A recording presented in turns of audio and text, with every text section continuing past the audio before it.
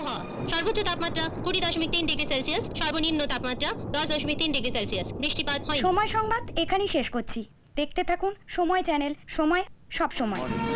কে দেখবে এই খবর? No sensation. Good morning sir. হ্যাঁ মর্নিং। অদ্ভুত। হ্যাঁ sir. No violence, no crime, no sex. খবর কিসের না খবর? Sir. I hate the pale face. Okay আজকে মানে ওই মর্নিং মর্নিং। এই সপ্তাহে টিআরপি দেখেছেন? হ্যাঁ স্যার। ট্যাবলেট 23।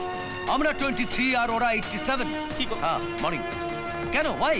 আই হেট ইট। মাগো ওরে বাবা রে।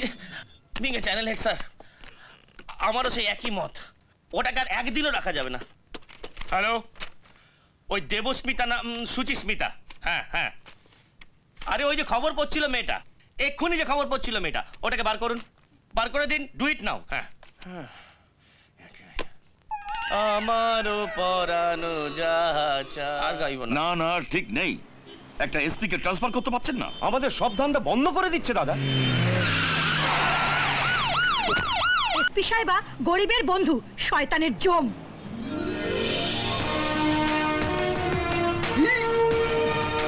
আরে কাউকে পরোয়া করে না। এসপি মেয়ে নয়, বাঘিনী। ওরে বাবা, এসপি মায়া মুখার্জি একাই 1 লাখ। আসুন আসুন এসপি সাহেবা।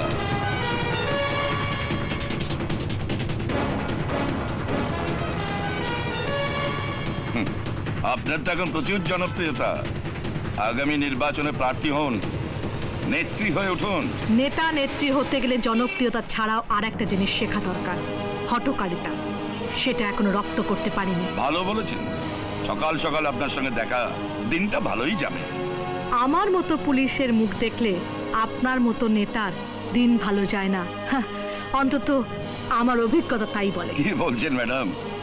এই 3 দিন তো ম্যাডামের হেফাজতে কাটালি, খারাপ কেটেছে? না না, আপনার হাত তো আমাদের মাথার উপরে ছিল। খারাপ কাটাবো কেন? নেতার লোক আমরা। দুজন খুনিকে নিজের ক্ষমতা অপব্যবহার করে ছাড়িয়ে আনলেন। ওরা আমার পার্টির জন্য জান লড়িয়ে দেয়, ওদের তো এইটুকু দেখতেই হবে। কতদিন দেখবেন? যতদিন নেতা আছি। আর কতদিন নেতা থাকেন সেটাই দেখার। ভুলে যাবেন না এসপি সাহেবা, আমরা রাজনীতিবিদ। আমাদের রিটায়ারমেন্টের কোনো বয়স হয় না। দেহত্যাগের আগে অবধি আমরা নেতাগিরি ত্যাগ করি না। হ্যাঁ, তাই যত তাড়াতাড়ি দেহত্যাগ করেন তার ব্যবস্থা করছি। এতদিন জানতাম মেয়েরা অবলা, কিন্তু আপনি তো। এটাও আপনাদের আরেকটা ভুল ধারণা। নারী শক্তি কি করতে পারে ইতিহাসে পাতা উল্টে পড়ে নেবেন। অবশ্য বেশি পড়াশোনা আপনাদের ধাতে সয় না। এবার কিন্তু আপনি আমাকে চোখ রাঙিয়ে নিজের চোখে কষ্ট না দেওয়াই ভালো। Arrest him. Yes madam. কি ওর অপরাধ? এসপি রিভলভার নিয়ে তাকেই মারার চেষ্টা করছিল। চলো চলো চলো চলো চলো নিচে। দিনটা নিশ্চয়ই ভালো গেল না।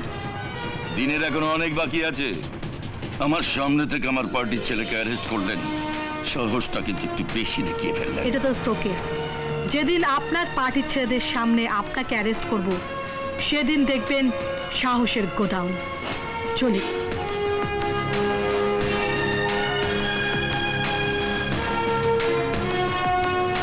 সদাশিব, কর্পোরেশনের ডেথ রেজিস্টারে আরেকটা নাম যোগ হবে, নোট করে নাও। নেতা হিসেবে এই কাজটাই তো আমার অধিকার। তুমি সারাক্ষণ কি বলো তো? না না না, এই জানো দাদার চ্যানেলে তোমার ইন্টারভিউ দেখলাম। কনস্টেবল। Yes sir. মালটাকে ছেড়ে দে এক্ষুনি। Okay sir. নেতার দয়ার কতদিন বাঁচবে আমিও দেখে নেব। নতুন করে কোনো ঝামেলা যেন না হয়। ডোন্ট ফরগেট, সামনেই কিন্তু আগামী নির্বাচন। আগামী নির্বাচনে সদাশিব হালদারকে বিপুল ভোটে জয়ী করুন। এ পাড়ার দেওয়ালে একদিকে আমার ছবি, আর এক কোণে ছোট্ট করে নাম লেখা, কাজল দত্ত। দাদা, ভোটের আগে দেওয়াল দখল, বাড়ি বাড়ি গিয়ে ভোটারদের বুথে নিয়ে আসা, বুথ দখল, রিগিং। মাধব বলতো ওর যদি একটা কাজল দত্ত থাকতো ও নাকি আমায় দেখিয়ে দিত। দাদা। হ্যাঁ ঠিকই বলতো মাধব। এবারও কাজল দত্তকে পেয়ে গেছে। কে আপনাকে সব কথা বলেছে? সব মিথ্যে। 12 বছরেও তুই সদাশিব হালদারকে চিনলি না। তুই যা, বাড়ি যা। দুক্কা দুক্কা।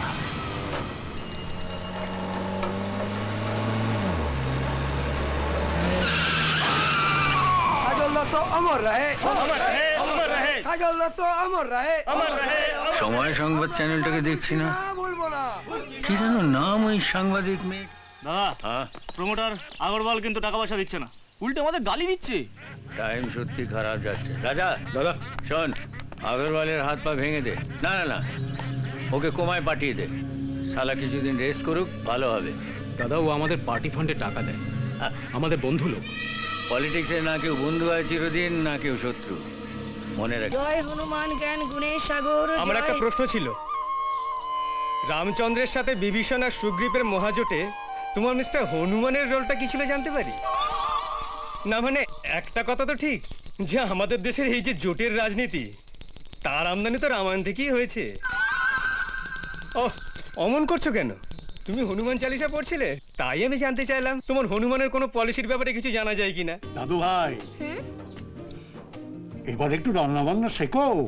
শ্বশুর বাড়ি গিয়ে বর শাশুড়িকে খাওয়াবে কি? শেখো। আমি আর রান্না? সত্যি বাবা, তুমি সেই মিস্টার হনুমানের যুগের লোক রয়ে গেলে।